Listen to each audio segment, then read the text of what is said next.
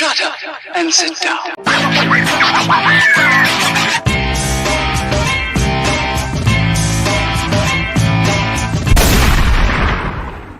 Boom. Hello, welcome everybody to the Couch Live. I'm the street certified dope Dr. Louis Delgado here with you on the Couch Live. It's the Dope and Dharma version of the Couch Live, but Dharma is not with me. Trinity Phillips is not with me, but instead I brought you somebody else.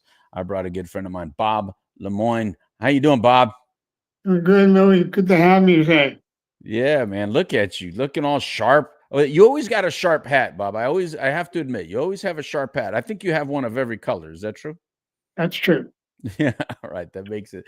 I like my hats too. I got to be honest. I got hats not as quite the short brim and up brim like yours. I got a little bit different style, but I do like those hats as well. But thank you very much, Bob, for joining me on the Couch Live today. I appreciate you. Just to let everybody know, this is on WOKB radio here in the Central Florida area in Orlando, WOKB 1680 AM. And of course, if you're an FM listener, it's 100.7 FM. And I do like to say dial, Bob. I'm an older man like you, man, so I still say dial. Yeah. Trinity likes to give me some crap about that, though. He says I shouldn't say dial. He says it's something else. I don't even know what it is if it's not dial. It's what we know. It's what we know. Anyway, again, what I wanted to do today, since we're doing a radio show today, and of course the Couch Live podcast, I wanted to be able to talk to Bob a little bit because Bob has a story. You, my friend, have kind of one of those stories that when people ask me if, why I give so many chances to people, because sometimes people will wonder why I do that, why I don't give up on people, because they get really frustrated. This disease can frustrate. And we're talking about addiction and recovery, people. That's what the Couch Live has been doing since 1999. It's the longest running show on addiction and recovery on the planet.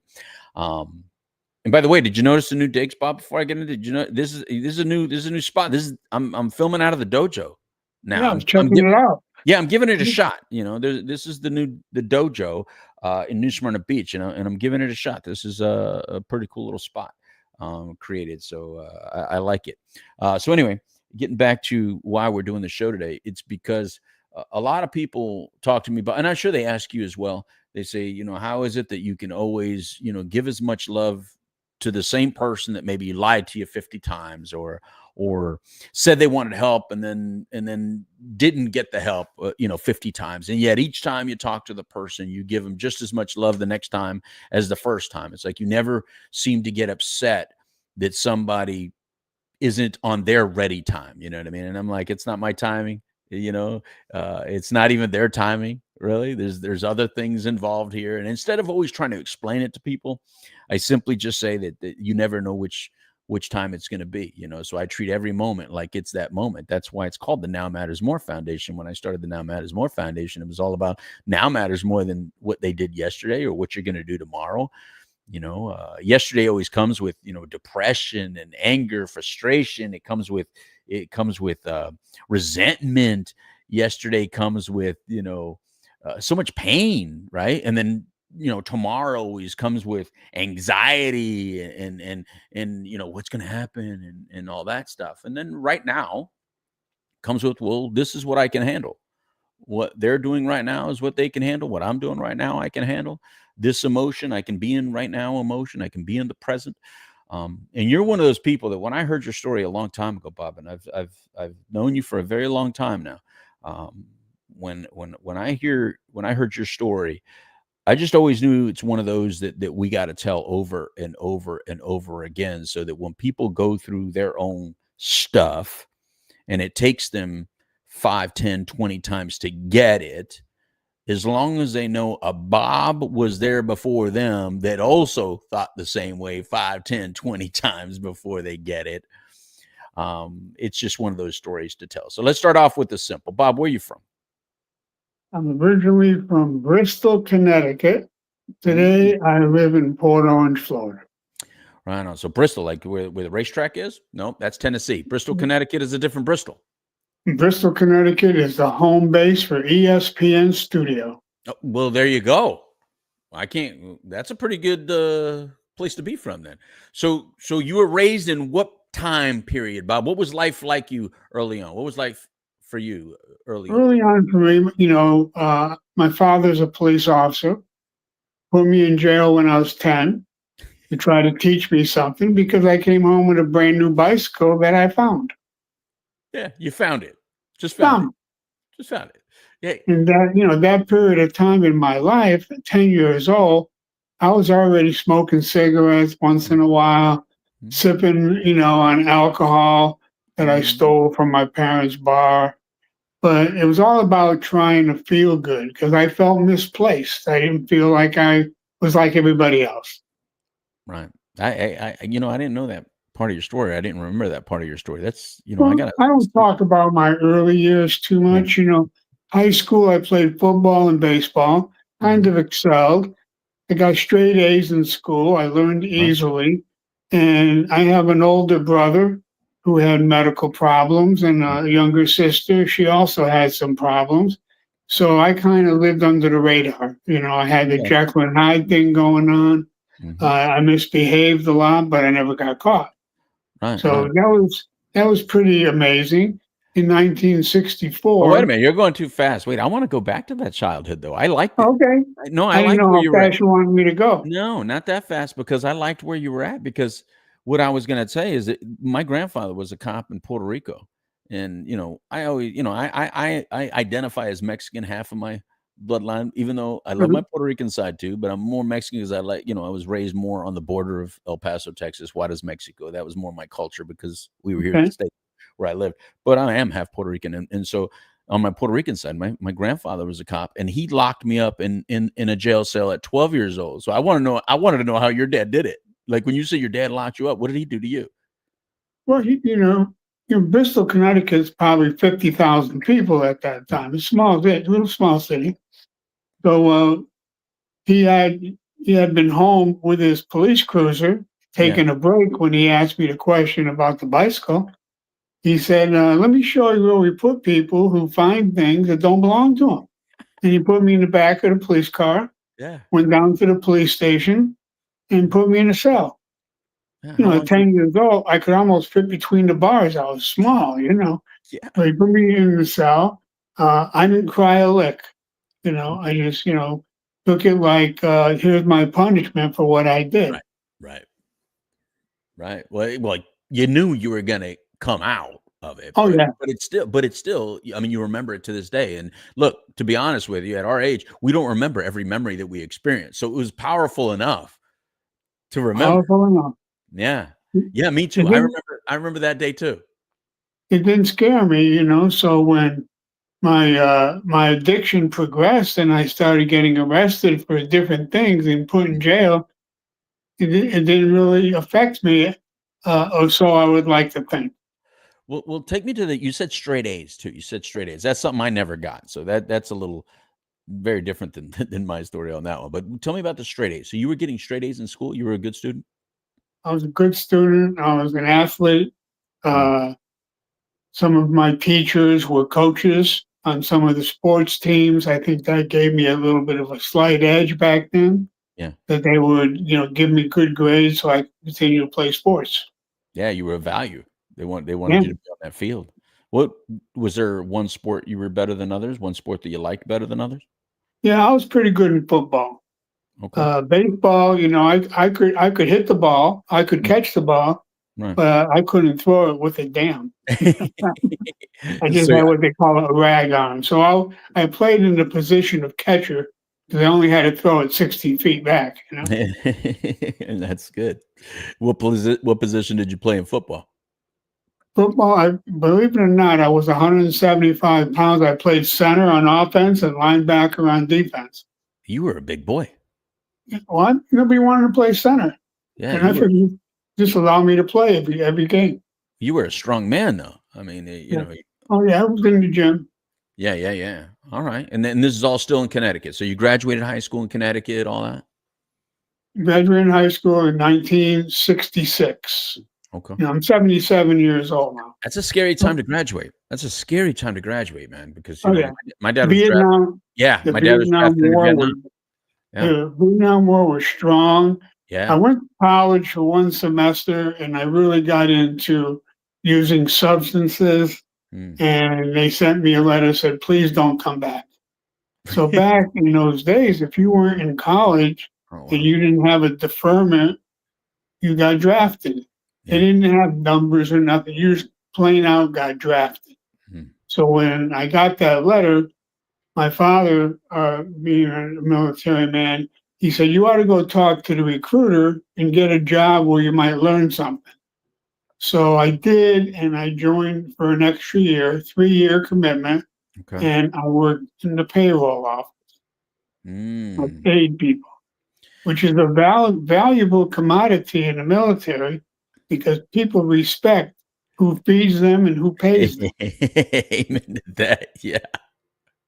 Yeah. So I Supply went, I went, I went supplies. through, I went through my training, and I got assigned to the 82nd Airborne in Fort Bragg, North Carolina, Oh wow. and I stayed there my whole time.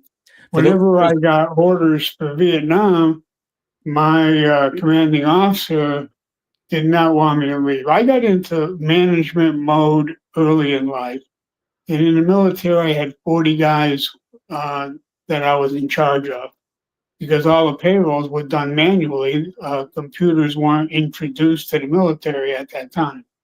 I didn't know that someone like the 82nd Airborne would have like a payroll specific individual. I didn't know it was like that, to be honest with you. And look, I'm a military brat. My dad's a retired command sergeant major, so I'm very familiar with 82nd Airborne. So, can you tell everybody, those people that are not as familiar with specific divisions or specific units, can you just give them a Well, brief understanding of what 82nd Airborne is?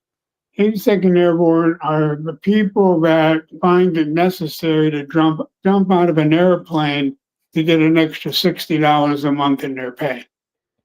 And when you're beginning your lifestyle as a using addict, $60 a month in 1967 was a lot of money. I So I like that you so took it from the perspective of the person that joins rather than the perspective of the military who owns you and puts you in a certain location right, because you're 82nd Airborne. I like the right. angle you took. So I hedged my bet and I got involved. I did very well in the military.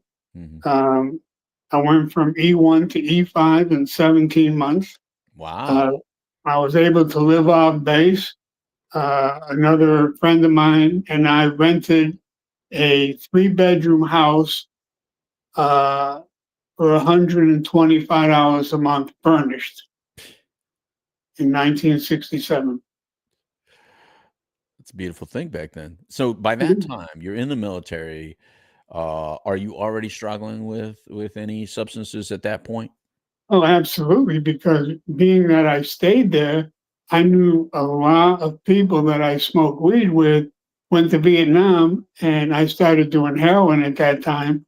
And they would send drugs back to the States. The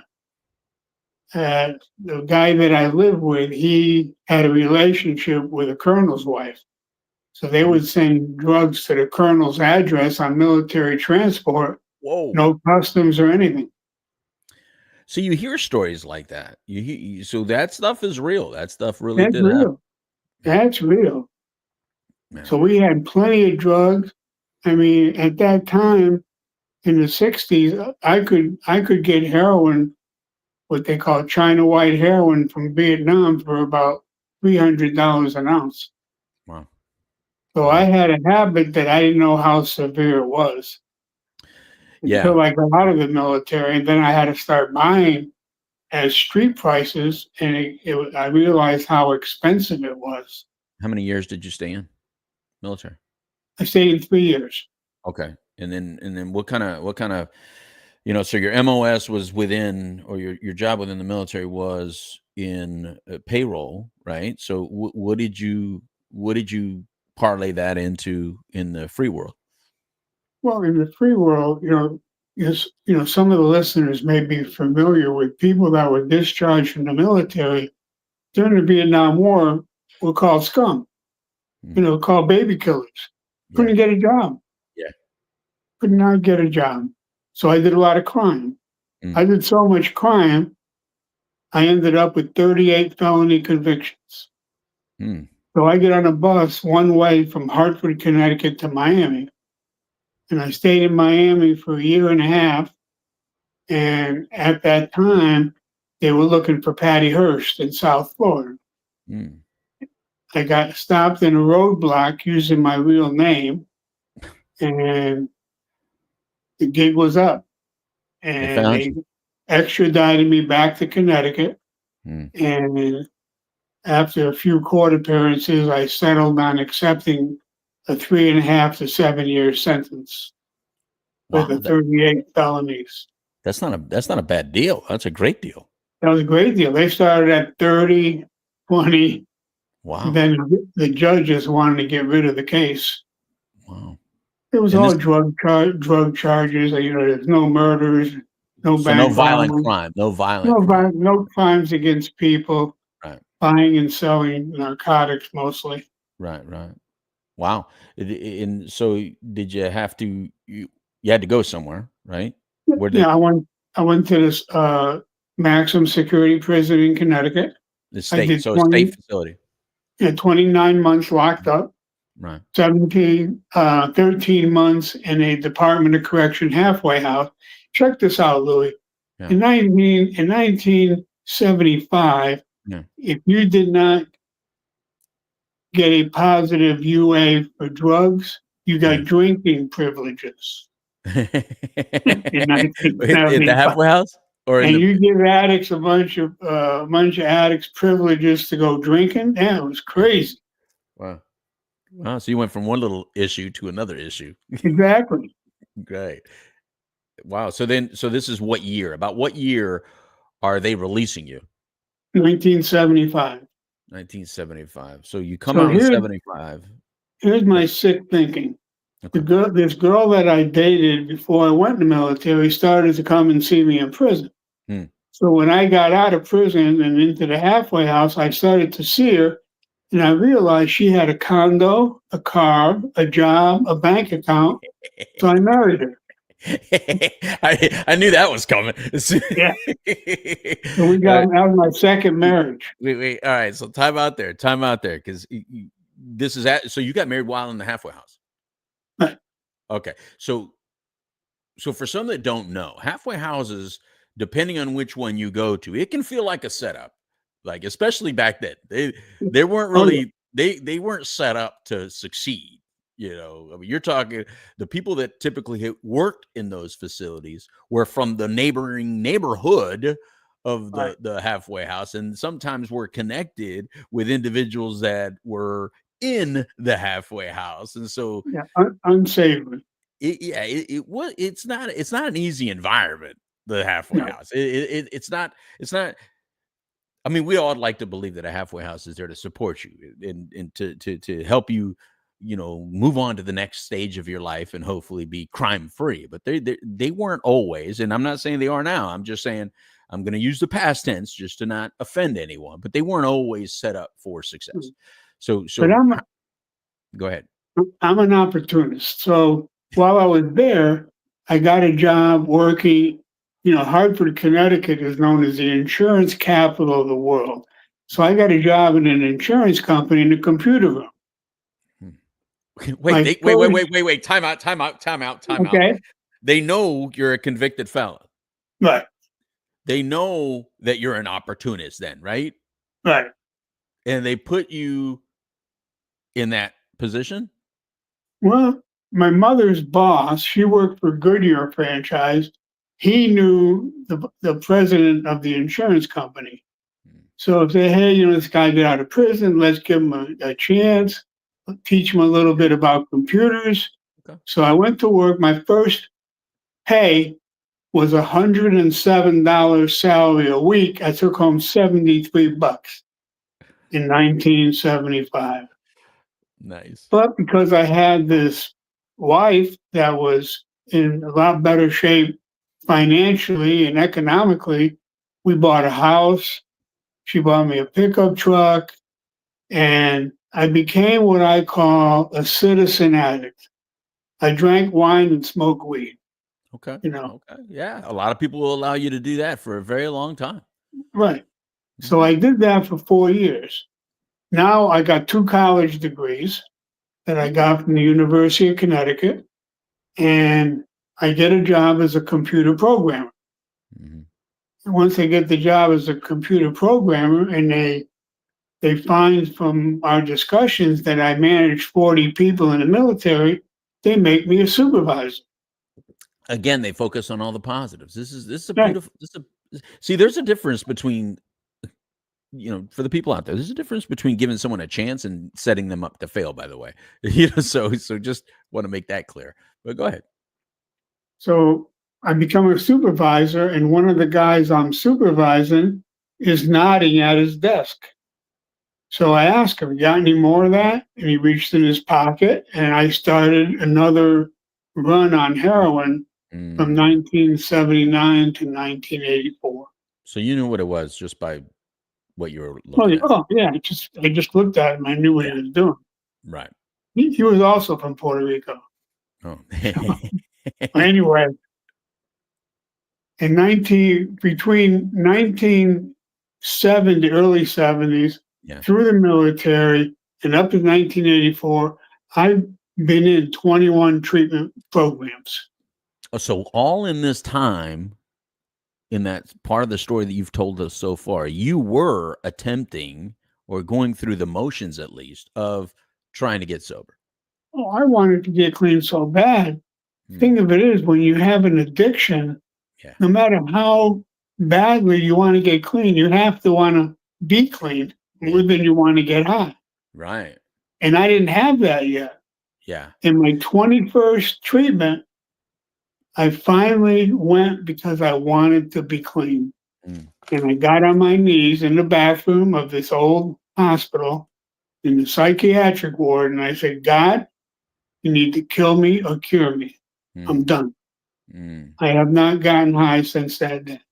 Well, take me back there then, because we all have a different catalyst, and it's not always as sexy as people want it to be. I mean, I find my own catalyst not being too sexy for people. You know what I mean? Because some people have these great stories. I remember going to some meetings where, especially early on, where I was struggling with that part of my story because I was hearing these old timers giving these incredible stories of like, and then God spoke to me, and this, and they have these tremendous spiritual revelations, and I'm like, look, I got like a little match, and I made a forest fire out of a match. I didn't get the burning bush. So, do you remember your catalyst, and could you speak to that? Like, what was that thing that time that was different? I don't know. I got to that point where I was every day, you have to hustle if you want to stay strung out on any kind of substance. Yeah. And it got to be such a job. And I wanted, like at night, if I used anything when I came to in the morning, I didn't want to use, but I had to. Mm. Otherwise, I was sick. And the catalyst was I stopped wanting to face the day. Matter of fact, the last week that I worked Monday. I showed up on Thursday. My boss said, "What day is today?" Mm. He said, "You haven't been here since Monday." So, of course, being an opportunist, I always went to the employee assistance program. So they told them that I was strung out again, so I couldn't get fired. Yeah. Smart. And I'd go to a treatment program. Hmm. So, it's just amazing that that day I wanted to be clean 51%. It sounds like your intelligence kept getting in the way of People are too smart to get clean. yeah.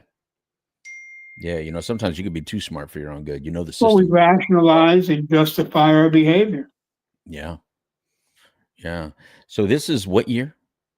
This is 1984, October 1984, 1984. I know that very well. October. What is your date in October? What is your clean date? October 15th, 1984.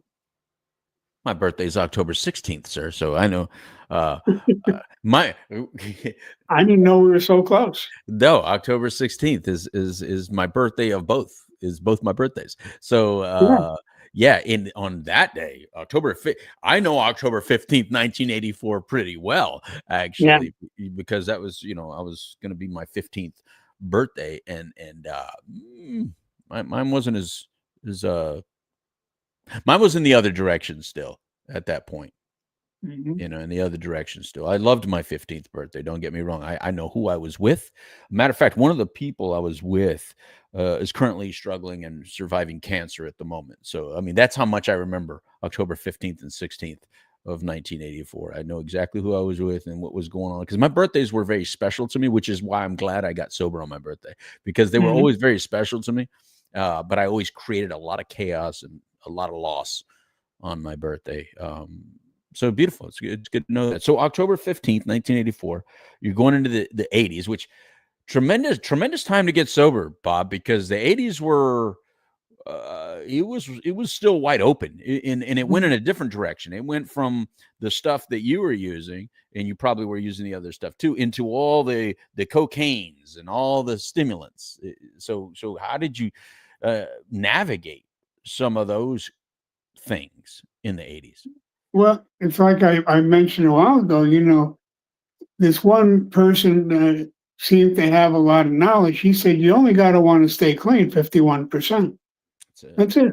That's it. So I went to my first 12-step meeting wanting to be clean. I looked around. Everybody was smiling. Their faces were shining. And I said, these people ain't like me. Hmm. I'm an ex-convict. Hmm. No, they're not like me. Yeah. But I left that meeting and I started to cry. And I Oh, wow. cried because I didn't think I could get it. I didn't think I could be like these people. But I went to meetings every single day. And back then in Connecticut, NA was just beginning. So you had to go to a different city every night to go to an NA meeting. And I went. Uh, The reason I went, I wanted to find out what the secret was. There's got to be a secret to this. You know what I found out? The secret is going to meetings. So amazing how that works. I went to a meeting, at least 1 to 2 meetings a day for the first 4 years I was clean. And then I moved to Los Angeles. Oh, that's where I got stayed, clean. That's where I I got stayed there. clean, Bob. And I didn't see you there Where? in LA? yeah, in LA, North Hollywood. North Hollywood. North Where Hollywood. you went to Cry Help? I didn't go to anywhere. Oh, No, because Cry Help is in North Hollywood. Dude, my first year and a half, I was white knuckling it, but I was just stubborn enough. I really just wanted everybody to shut up, and I really wanted to. I was kind of on the run, just like you went to Miami, except you gave your real name. Yep. I went to California, and I actually had a whole new set of documents that had a whole different name. Should I wish to do that, so I had those on me at all times, and should I get confronted by law enforcement, I could use my fake identifications and fake stuff. And that year and a half was tough. That year and a half was tough. I didn't go to meetings until after a year and a half. I mean, I did go to some, but I didn't get that initial response that you got. See, it sounds like you went to that meeting and like you got it. That for at least you felt something good. That my first meeting, I got in a fight at my first meeting, so it didn't go so well. You know how you're not supposed to crosstalk, Bob? You know how there's that cross. Okay, so I didn't understand the rules of the meeting, and I remember going into this meeting, and I remember someone, and and I didn't want to be there, of course.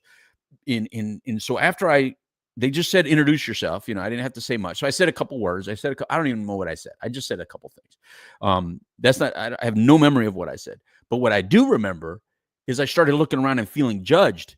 And I know I wasn't being judged. Now I know differently, right? But at that moment, at that insecure, anxiety-ridden, frustrated, not secure in my own being kind of moment, I felt like everything the individual said after that was actually talking to me, right?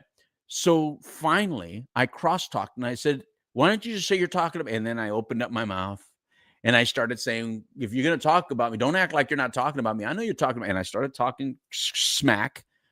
And it turned into, what it always turns into when I open my mouth, which was, not good.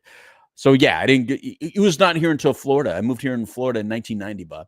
And that's when I really started doing stuff. I started going to meetings. And it was because of actually a guy you probably know, Pete, Dr. Pete. Oh, yeah. Yeah, Well, I didn't trust anybody. So when they would ask me what my name was, it was Chuck. And I was just visiting Connecticut. Yeah, I ran out of Spanish names, Bob. I said Juan, Julio. You know who knocked me out of that? A guy. If I tell you the guy's name, I'm not going to say it on here because he has a very specific, unique name, and I'm not going to out him. But you know him. You know him. And I didn't know that you guys go to different meetings, Bob. I thought if I go to this meeting and use this name, go to this meeting, use this name, go to this meeting, use this name, I'll be safe. No, this dude recognized me because I thought your name was blah, blah, blah. And I ran out of Spanish names. I didn't even know any more names to use. And I was like, that's when I finally had to start using my real name. So yeah, that's funny. That's funny. It's amazing how similar we all really are when we got the same disease. Right. But that's amazing. It always, I'm not going to say it shocks me, but it always makes me feel really good about my really ridiculous decisions when I know I was just one of a million that do that. I'm not unique. There's nothing unique about it. We only think so. I really did think so. I really did.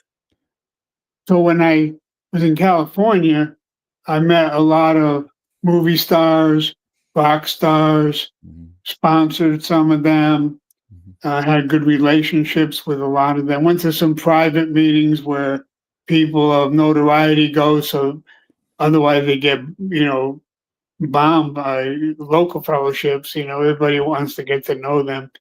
And I stayed there 15 years. And in 2003, I got a job offer. By now, I'm working for Hewlett Packard. I'm in executive management, believe it or not. And I'm doing very well financially. I'm in the six-figure mode. I'm driving a new lease car every couple of years. My wife's working for Universal Studios. She's going to Japan to put a studio in Osaka, Japan. And I get this offer to come to Daytona, and I knew my money would go farther here than it did in LA. And back 22 years ago, LA wasn't too bad. No. Now I heard it's terrible, but back then it wasn't too bad. Yeah. So I came here, vice president of a company, and the owner started bilking Medicare.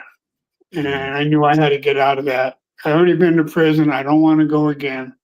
So I get out of that and I go to work for a utility company. And after 9 years, they walk in my office and tell me to go home, that they eliminated my position. Oh, wow. So I have a good friend of mine, a criminal lawyer in Orlando. I told him what happened. So he gets me a guy, attorney to talk to. I asked this guy, how long you been an attorney? He said, about 22 years. I said, how long have you been doing wrongful terminations? He said, that's all I do. I said, you got the job. So we sued the company and I won. And it wasn't the money. It was hey, I'm clean then. Yeah. I'm clean. I don't lie, cheat, none of that stuff. Yeah. Before that happened, however, in 2010, I had a liver transplant because I ruined the one I was born with. Unfortunately, I caught hepatitis C in the military. 40 guys using the same razor to shave every morning, bleeding all over each other. I catch hepatitis C. I lived with it for over 40 years, and all of a sudden, 2010, it raises its head and puts me in, medical harm. Wow. So I figured that's why I came to Florida, because Mayo Clinic is right up the road. I go to Mayo Clinic and I stay on a transplant list for 8 days, 13th of January to the 21st, and I get a new liver. Wow. And I've had satisfaction. I've been on a new liver now 15 years, but no problems. Yeah. However, aging process gets me into I've had 2 heart attacks. I have diabetes. I wear hearing aids. I'm 77 years old, but for the most part, I'm pretty healthy. I was going to say, Bob, I mean, you make 77 look really good though, man. Yeah, I work full time. I do a job that I said I would never do. I'm a drug and alcohol counselor Me too. In DeLand, Florida. I work for some people that are amazing, amazing people. Treat me like a Uh, gentleman, treat me with a lot of respect. They call me the OG. That's okay. I know what that stands for. yeah, yeah. But my life could never be better.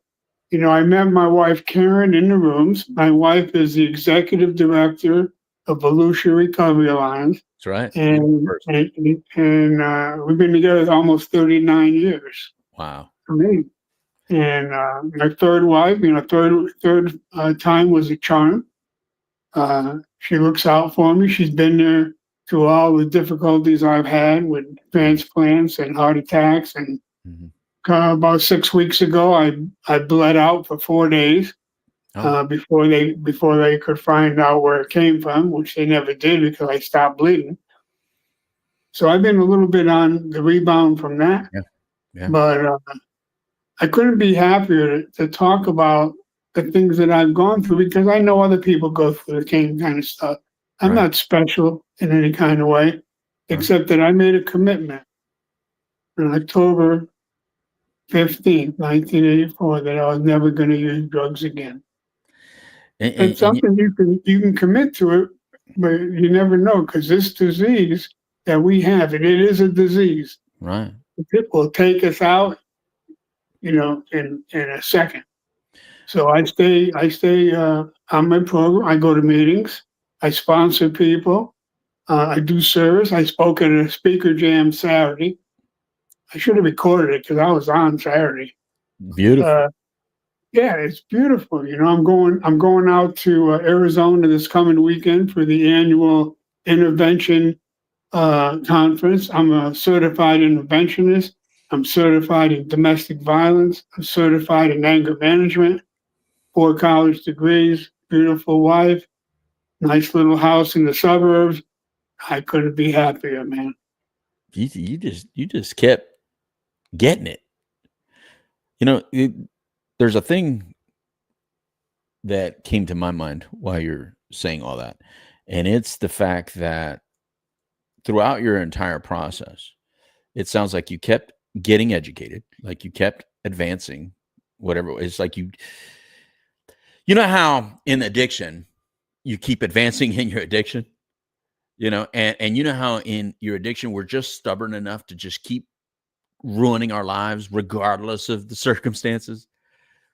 The exact opposite, when you do the exact opposite in the positive direction, it's equally as effective.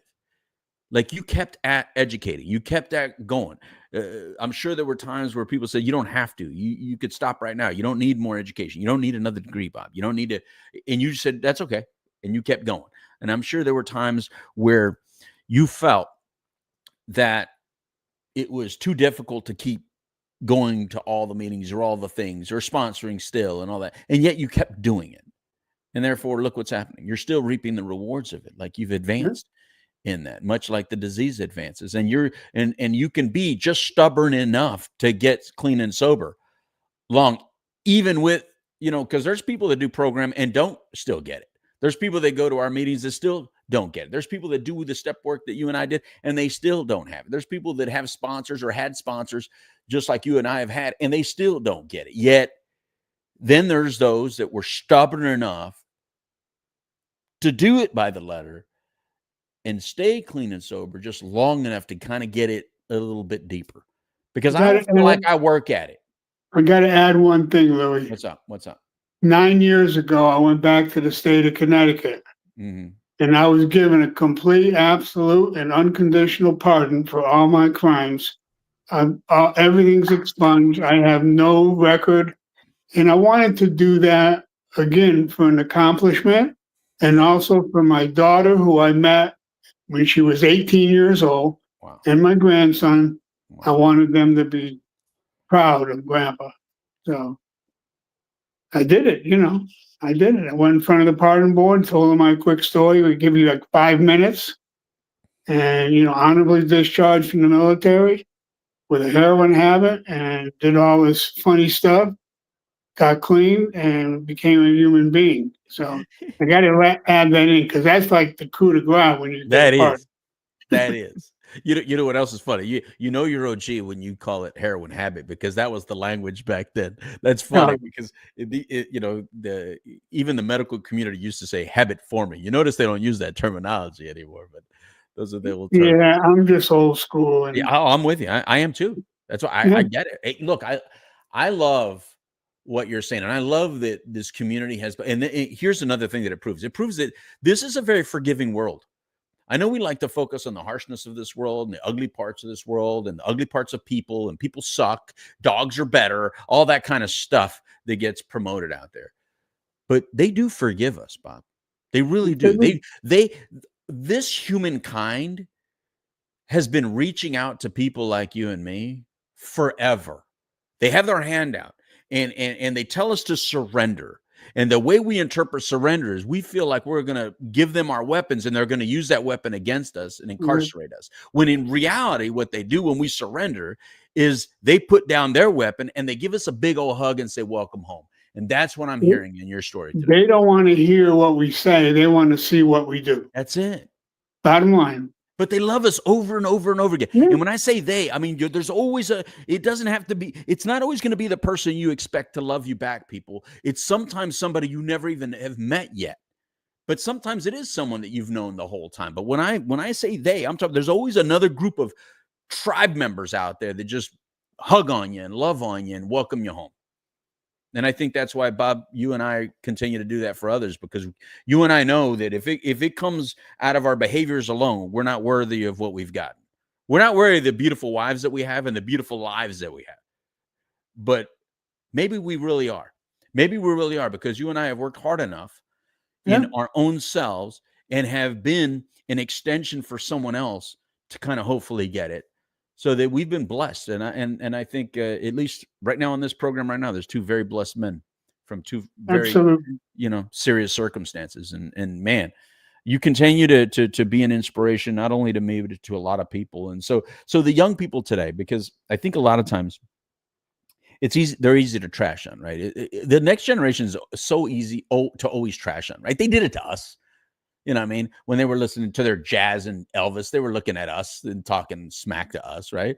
So how do you stay relevant to the younger generation? What is it something that maybe someone needs to hear out there that somehow they don't say, well, yeah, it's easy for them to say they got 30 plus years or whatever, they're old men. How do you share the message to the younger generation? Is it any different? Oh, it's much different because what I have learned and you have learned, as long as you're breathing, if you have hope, hope is a very important word. You know that, Louis, because it's tied to what you do. If you have hope, you can do it. You can make it. Doesn't matter how old you are. Doesn't matter what kind of things you've been through. You don't have to go to prison to be a tough guy. All you got to want to do is to be yourself, be who you were supposed to be when you were born. I counsel these guys here in this, sober living house. And when they start running their mouth, I said, who do you think you're talking to? See, because I'm dressed nice and I got my little fedora on, but I also got my prison picture on the wall. So that's who I am. I got my pardon on the wall too. I like it. So Louis, thank you for asking me to join you today. I love you forever. Thank you, brother. Same. And I'm sure when I let my wife know that I did it, she'd probably send her love to you too. Thank you. Send mine back to her, man. I love her as well. Absolutely, yeah. She's the best. It's a beautiful thing. So any final words, anything that you'd like to remind? You said you're an interventionist. Would you like to promote that? Go ahead and tell everybody if they would like your services, how would they get in touch? I'm an interventionist. And what that is, people have family members or somebody you work with and they're strung out on drugs and they can't keep going that way and you want to help them, get an interventionist to come into a meeting and talk about the gifts that your family wants to give you. Intervention is a gift, treatment is a gift. Amen. Not to say everybody that goes to treatment is going to get it. I've been in 21. But what's going to happen is they're going to get introduced to a different life without the use of substances. And that's usually the catalyst which will take them into eventually really wanting to be clean like it did for me. Right on. Thank you so very much, Bob. Yeah, that nails it for me. Again, thank you very much, Bob. I appreciate everything you are as a person, as a human, and I appreciate even more so that you share it. You know what I mean? Because you and I came in at a time where nobody was sharing it, and I remember a guy by the nickname of the Pope. I'll just say it like that. He had a nickname of the Pope in the rooms back in the day, and he got on me a little bit and said that you're not supposed to be going on the radio because this show started in 1999, and they said that's not what we do. It's not what we do. And I said, well, I'm not trying to be offensive, and I don't want to offend you, sir, about what you do. I said, but I got to recover loud. I got to do it the same way I lived, because when I got in trouble, that wasn't quiet. Everybody knew about that, and when we tend to make it on TV and movies and everything else, it's always about the negative stuff we do. And I'm not trying to out anybody that doesn't want to be outed, but me, I was inspired by the gay community. The gay community came out strong. And by doing that, we have learned to love and respect them differently in today's world. And I felt like in recovery, I took that. It's a weird, I know it sounds weird, but I took that advice, or I took that, I guess, a role model from them, and I said we can come out too. And I came out, and I came out, and I'm glad I did. And thank you very much, sir, for you. You live in both worlds. You live in the anonymous world, but you also come out in times where we need you, like today, and you do it this way too. So I appreciate you, and thank you very much for doing that. Okay, brother. All right, Louis. Have a good day. All right, thank you very much, Bob. Thank you. Bye. Love you. Love you too, man. All right, that was Bob Lemoine, and I really am grateful for him. He's an awesome man, and let me tell you something, people. When you find someone like that in your life that you can hold on to or listen to, I've always been blessed by allowing, people before me of any type, even if they're not before me. I've learned a lot from younger people too, that you could just let them inspire you a little bit. Just be open to mentorship from all levels and all types. It doesn't matter. And what I've also learned is they don't have to be perfect in everything. All they have to be is a mentor in the one thing that you're looking for. The person that may help you spiritually may not be the same person that you allow mentor you financially, or the person that you allow to mentor you financially is not necessarily the person that you allow to mentor you spiritually. And that's the way it is. But people like Bob, to me, are people that can fill so many of those little things, right? Good husband, good man, good professional, good leader, just an overall good person, and a lot of spirituality. So thank you very much to him, and to a lot of you out there that I don't yet know, and hopefully one day I do. And if you want to, reach out to me, and I'll have your story on our show. Go to Dope Doctor at nowmattersmore.org. That's Dope Dr at nowmattersmore.org. Hit me up, and I'd love to have you on the show. Anyway, for now, let me throw it back to the studio at WOKB 1680 AM right here in the Orlando area, and of course FM 100.7 FM. But for now, adios amigos. It's time for a taco. Goodbye.